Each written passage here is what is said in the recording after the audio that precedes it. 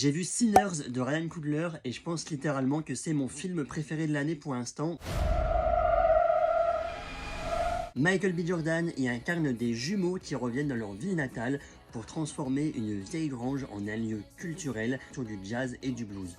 Mais très vite, l'ambiance va virer au cauchemar. Ryan Coogler, réalisateur du film, mais aussi de Black Panther ou encore même de Creed, va signer dans Sinners un film avec une ambiance très sombre, presque angoissant et étouffante à certains moments, grâce à un pilier très important dans le cinéma, le son. Un personnage du film à part entière, la musique va prendre une très grande importance dans le film. Le film ne va jamais laisser place au silence et on aura toujours soit du son d'ambiance, soit même de la musique qui vont finalement vibrer chaque scène. Alors oui, le film dure 2h14 et j'avoue que la première partie va prendre son temps et va peut-être pas forcément plaire à tout le monde. Prends son temps, c'est un peu long, une sorte de cocotte minute dans une tension constante.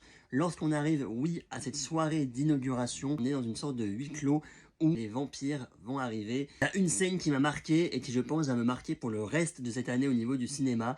Je vous laisse la découvrir, je pense que vous saurez de quoi on parle. Scène qui oui va toucher à la musique mais aussi à la culture et à l'héritage. Film d'horreur, oui, mais plus film d'ambiance, on va dire. La manière dont Sinners va traiter les vampires est aussi super intéressante.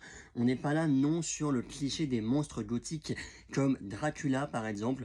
Ici, les vampires sont humanisés avec, oui, ces yeux rouges. Créer une communauté et vouloir purifier le monde. Viens avec moi, tes problèmes vont être résolus.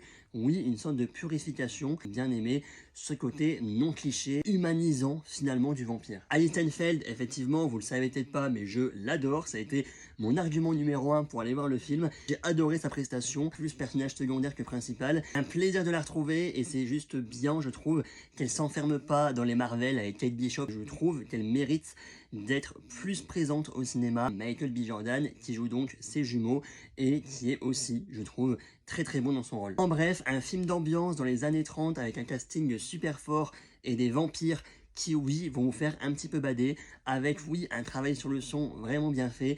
Sinners est personnellement ma petite claque de ce début d'année et je vous le conseille si vous l'avez pas vu.